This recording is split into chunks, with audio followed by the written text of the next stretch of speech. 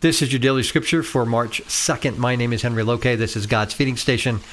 Great to be with you again today as we begin a new month. Thanks for being here. Congratulations, a little milestone. We continue in the book of Acts today, Acts chapter 27. And when it was decided that we should sail for Italy, they delivered Paul and some other prisoners to a centurion of the Augustan cohort named Julius. And embarking in a ship of Adramyttium, which was about to sail to the ports along the coast of Asia, we put to sea, accompanied by Aristarchus, a Macedonian from Thessalonica. The next day we put in at Sidon, and Julius treated Paul kindly and gave him leave to go to his friends and be cared for. And putting out to sea from there, we sailed under the lee of Cyprus because the winds were against us. And when we had sailed across the open sea along the coast of Cilicia and Pamphylia, we came to Myra of Lycia. There the centurion found a ship of Alexandria sailing for Italy and put us on board. We sailed slowly for a number of days and arrived with difficulty off Cnidus. As the wind did not allow us to go further, we sailed under the lee of Crete off Salmone. Coasting along it with difficulty, we came to a place called Fair Havens, near which was the city of Lasea. Since much time had passed, and the voyage was now dangerous because even the fast was already over, Paul advised them, saying, "Sirs, I perceive that the voyage will be with injury and much loss, not only of the cargo and the ship, but also of our lives." But the centurion paid more attention to the pilot and to the owner of the ship than to what Paul said. And because the harbor was not suitable to spend the winter in, the majority decided to put out to sea from there on the chance that somehow they could reach Phoenix, a harbor of Crete, facing both southwest and northwest, and spend the winter there. Now, when the south wind blew gently, supposing that they had obtained their purpose, they weighed anchor and sailed along Crete close to the shore. But soon a tempestuous wind, called the northeaster, struck down from the land. And when the ship was caught and could not face the wind, we gave way to it and were driven along. Running under the lee of a small island called Cauda, we managed with difficulty to secure the ship's boat.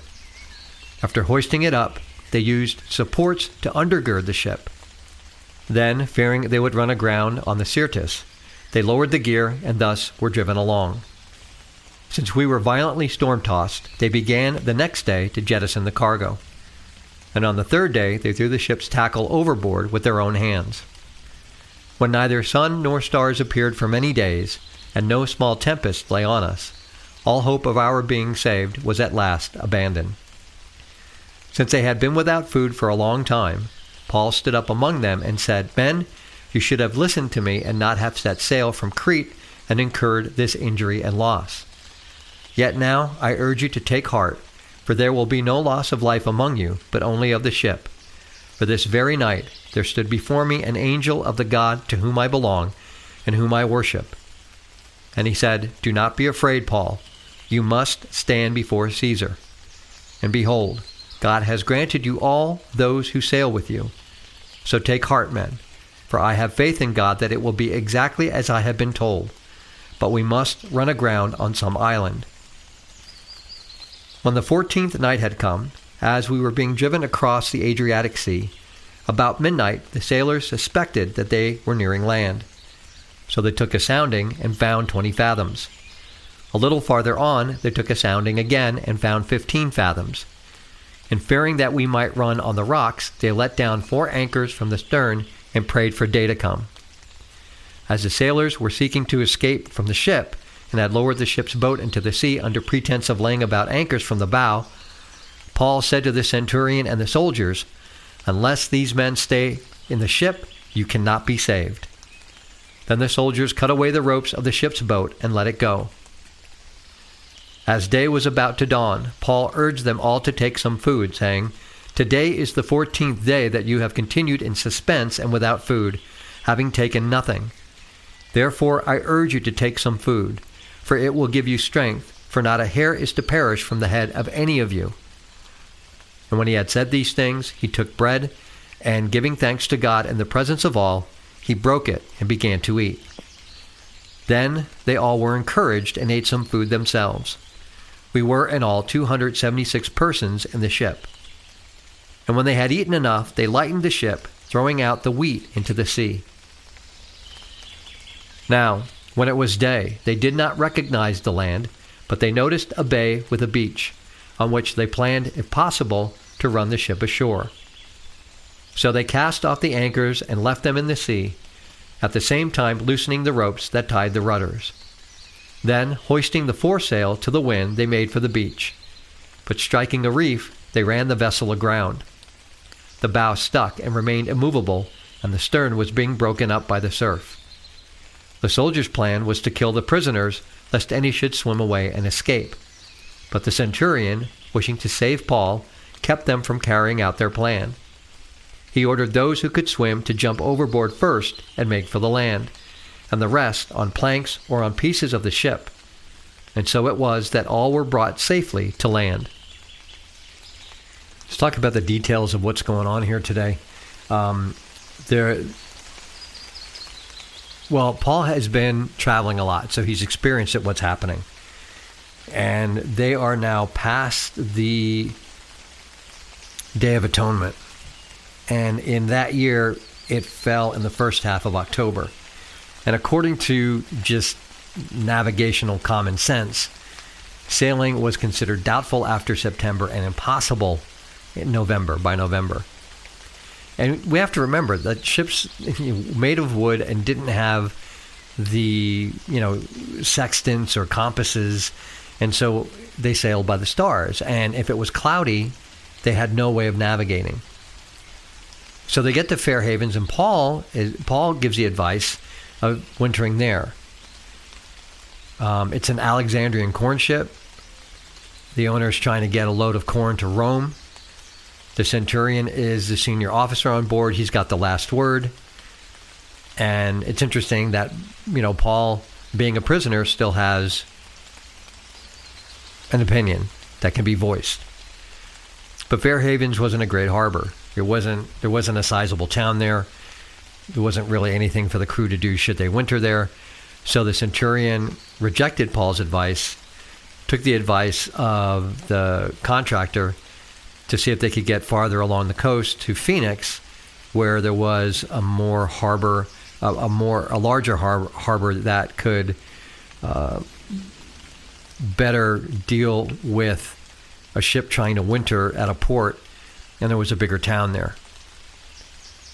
So an unexpected south wind comes up, which was unusual for this time of year. So they all think, okay, we can do this. This is gonna be easy. But then not long after they took off, they get a nor'easter comes in. If you lived in New England, you know what that is. Or if you've been living on the East Coast lately, you know what that is. But it's a gale, and if they could not control the ship, they would be blown onto what was called the Syrtis Sands off the coast of North Africa. And a lot of ships had grounded there, and it was basically considered a graveyard for any ship that would wander into that area. And so they get the dinghy on board, which was normally towed behind. They didn't want it to become waterlogged, or they didn't want it to be blown against the back of the ship. And they start throwing out all the spare gear to lighten the ship.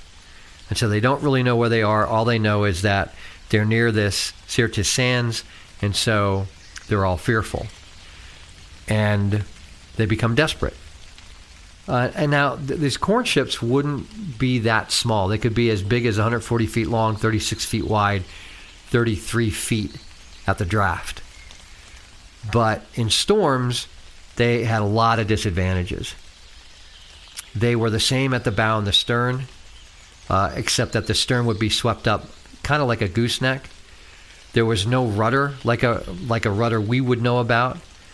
They were steered with these two great paddles, hence them being tied. And so they were really hard to manage in a storm. And there was only one mast. Excuse me. And on that mast, there was only one sail.